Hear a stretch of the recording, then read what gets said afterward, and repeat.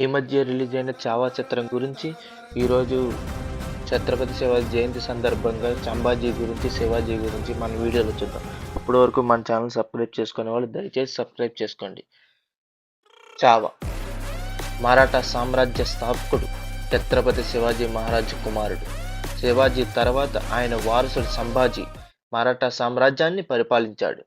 సంభాజీ మహారాజ్ అతని సలహాదారుడు కవి కలాష్ను ఔరంగజేబు సేనాని ముకర్బ్ ఖాన్ సంగమేశ్వర్ వద్ద కుట్ర చేసి బంధించాడు.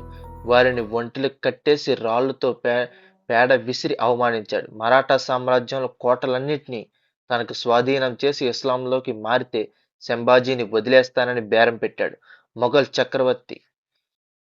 అయితే తన కంఠంలో ప్రాణం ఉండగా మతం మారనంటూ శివుణ్ణి కీర్తించాడు సంభాజీ.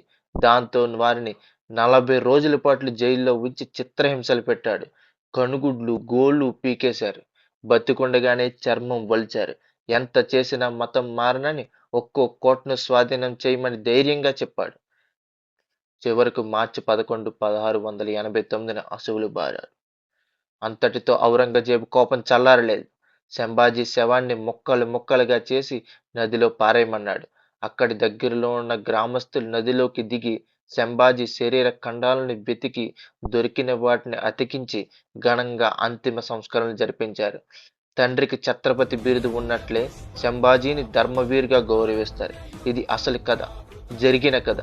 నేడు విడుదలైన మనకి ఈ మధ్యకాలంలో ఎక్కువ పాపులర్ తెచ్చుకున్న 'చావా' చిత్రం మాత్రమే కాదు, మన చరిత్ర అందరూ తప్పక చూడాలి, తెలుసుకోండి. భవిష్యత్ తరాలకు అలాంటి బానిసత్వం రాకుండా వీరులుగా తీర్చిదిద్దండి. ఛత్రపతి సంభాజీ మహారాజును 'చావా' అంటే సింహం పిల్ల, ఔరంగజేబు క్రూరత్వంలోనికి లొంగకుండా సింహబిడ్డ. సంభాజీ మహారాజుకు రోజుకో అవయవం కోస్తూ ఉప్పు కారం అద్దుతూ 45 రోజులు హింసించి హింసించి చంపాడు నీచుడు ఔరంగజేబు. మన ఛత్రపతి శివాజీ మహారాజ్ తనయుడు సంభాజీ మహారాజ్ని ముస్లింగా మారితే ప్రాణంతో పాటు సగం భారతదేశం ఇస్తా అన్న మతం మారడానికి ఒప్పుకోలేదు సంభాజీ. నా కంఠంలో ప్రాణం ఉన్నంత వరకు నేను హిందువునే అంటూ ప్రాణం వదిలిన మరాఠా యోధుడు సంభాజీ మహారాజ్. అలాగే శివాజీ మహారాజ్ జయంతి సందర్భంగా శివాజీ గురించి తెలుసుకుందాం. భారతదేశ చరిత్రలో సువర్ణాక్షరాలతో లిఖించబడిన పేరు. ఈ పేరు వింటే హిందూ ధర్మం పులకరించిపోతుంది. మొఘలు దాడుల నుంచి హిందూ ధర్మాన్ని రక్షించిన ఘనత ఆ మరాఠా యోధుడికే దక్కుతుంది. తల్లి సంరక్షణలో, బైరం ఖాన్ శిక్షణలో రాటుదేలిన శివాజీ తన యుద్ధ తంత్రాలతో బీజాపూర్, గోల్కొండ సుల్తానును మొఘలకు ముచ్చెమటలు పట్టించాడు. తన గురువు సమర్థ రామదాస్ తల్లి జిజియాబాయి బోధనలతో హిందూ మత సంరక్షణ కంకణం కట్టుకున్నాడు. స్వశక్తితో మరాఠా సామ్రాజ్యాన్ని స్థాపించిన శివాజీ గురించి చరిత్రకు తెలియని, నమ్మశక్యం కాని నిజాలు ఎన్నో ఉన్నాయి.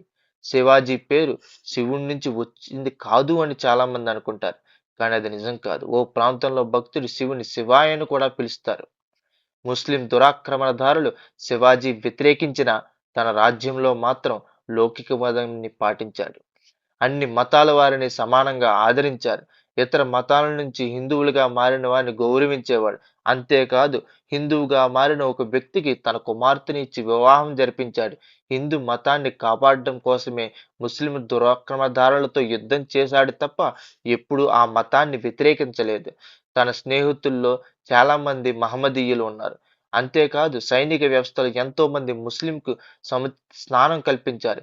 బీజాపూర్ సుల్తాన్ ఓడించడానికి మొఘల్ పాలకుడు ఔరంగజేబును సహాయపడ్డాడు. అహ్మద్ నగర్ ముట్టడిలో కీలక పాత్ర పోషించాడు. యుద్ధ తంత్రాల్లో శివాజీ అనుసరించే విధానం శత్రువులకు అంతుపట్టని విధంగా సాగేది. తండ్రి నుంచి వచ్చిన వారసత్వంగా వచ్చిన 2000 మంది సైనికులను 10,000 మంది స్థాయికి పెంచుకోగలిగాడు.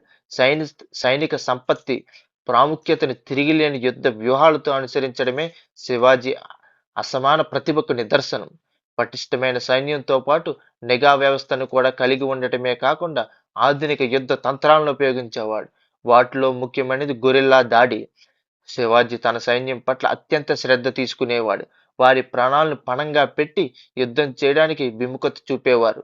సైనికులు ప్రాణాలు ప్రమాదం ఏర్పడే సందర్భంలో అనూహ్యంగా అక్కడి నుంచి వారిని యుద్ధాన్ని నిష్క్రమింపజేసేవారు. పటిష్టమైన నావికా దళం, మరాఠాలకు మరింత బలాన్ని చేకూర్చింది. దీనికి శివాజీ వేసిన బలమైన పునాదులే కారణం. విదేశీ దండయాత్రల నుంచి కాపాడడానికి ఇది ఎంతగానో ఉపయోగపడింది. ఆ కాలంలో ఇలాంటి ఆలోచనలు ఏ రాజుకు రాకపోవడం గమనార్హం. తనకంటే బలవంతుడైన, దిశాలి అయిన అఫ్జల్ ఖాన్ను చాకచక్యంగా అంతం చేశాడు. అఫ్జల్ పథకాన్ని ముందుగానే పసిగట్టిన శివాజీ తన చేతులకు పులుగోళ్లు తొడుక్కుని అతన్ని హతమార్చాడు. మహిళల పట్ల అపారమైన గౌరవం. ఇతర రాజ్యాలు దండెత్తినప్పుడు స్త్రీలపై ఎటువంటి దాడులు చేయించేవాడు కాదు. వాటికి అనుమతి ఇచ్చేవారు కాదు. ఇలా ఎవరైనా చేస్తే వారిపై కఠినంగా వ్యవహరించేవారు. నైపుణ్యం ఉన్న వారినే సైనికులుగా స్వీకరించేవారు. సైన్యంలో ఎలాంటి సిఫార్సులను పట్టించుకునేవారు కాదు. అలాగే సైనికుల వ్యక్తిగత ఆయుధాలను కూడా ఇవ్వటానికి నిరాకరించేవారు. కొన్ని సమయాల్లో వీటితో రాజ్యం పౌరులకు హాని కలుగుతుందని భావించేవారు. వేరే రాజ్యాలను ఆక్రమించుకునే సందర్భంలో దోచుకున్న ఆయుధాలను తప్పనిసరిగా లెక్కలు చూపి ఆయుధగారానికి తరలించాలనే నిబంధనలు అమలు చేసేవారు. అలాగే మత ప్రదేశాలు, ఇళ్లపై దాడులకు అంగీకరించేవారు కాదు. స్వేచ్ఛ అనేది ఒక వరం. ఇది ప్రతి ఒక్కరూ స్వీకరించే హక్కు ఉంది. మీరు ఉత్సాహంగా ఉన్నప్పుడు పర్వతం కూడా మట్టి కుప్పలా కలుగుతుంది. సొంత తప్పు నుంచి నేర్చుకోవాల్సిన అవసరం లేదు. ఇతరుల తప్పుల నుంచి మనం చాలా నేర్చుకోవాలి. ఆత్మవిశ్వాసం బలాన్ని అందిస్తుంది మరియు శక్తి జ్ఞానాన్ని ఇస్తుంది. జ్ఞానం స్థిరత్వాన్ని అందిస్తుంది మరియు స్థిరత్వం విజయానికి దారి తీస్తుంది. ఇలాంటి ఎన్నో మార్గదర్శకాలు చేసిన మహారాజ్ ఛత్రపతి శివాజీ జయంతి నేడు. ఛత్రపతి శివాజీ జయంతి శుభాకాంక్షలు తెలియజేస్తూ వారి మార్గాన్ని అనుసరించే ధర్మ సంస్థాపనకై అడుగులు వేయాలని ఆశిస్తూ జై హింద్.